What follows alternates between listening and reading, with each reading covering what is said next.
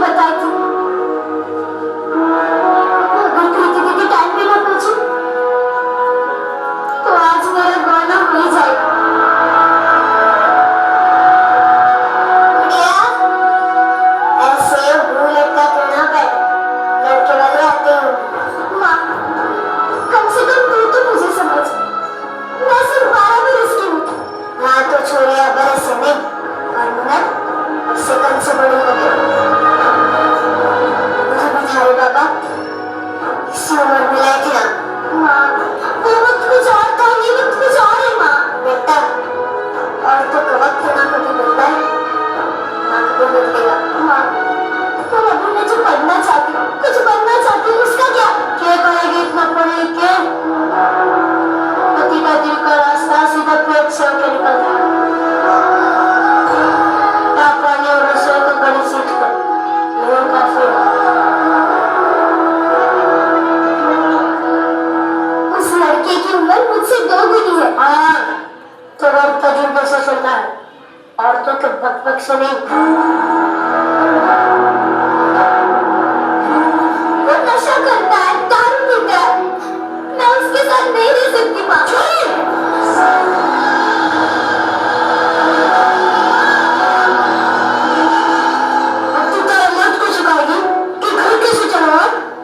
अपनी आवाज अपनी माँ की पल्लू की तरह नीचे कर ले और ससुराल जाने के लिए तैयार हो जा।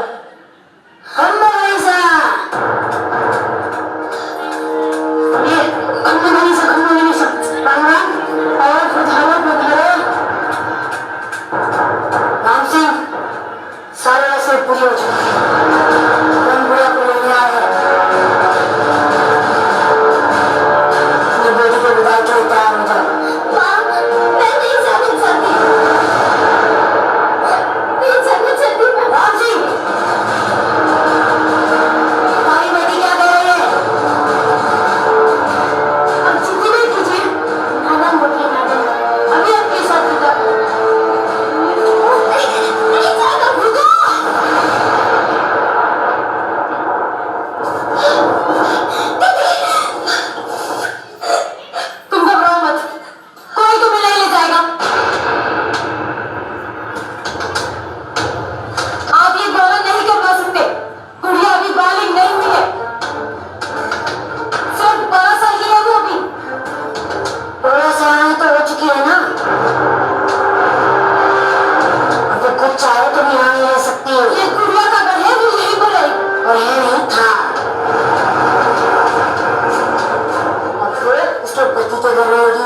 पति के घर अजीब है ना, शादी होते ही एक लड़की अपने घर से पराई हो जाती है और जिस घर के लिए वो पराई होती है वो घर कभी उसे अपना बना ही नहीं पाता।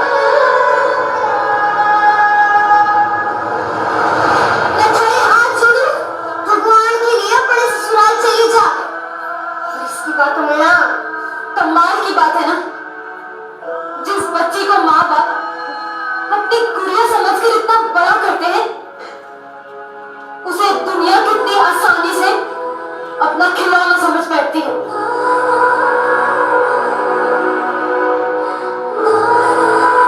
देखो, आप हमारे परिवार के मसले में दखल ले रही हो। क्या गलत कह रही हूँ मैं? गुड़िया पढ़ना चाहती है, कुछ बनना चाहती है। गुड़िया सिर्फ रसोई में अच्छी लगती है और तुम्हारी जैसी सोच रखने वाले सिर्फ कत्ल में अच्छे लगते हैं।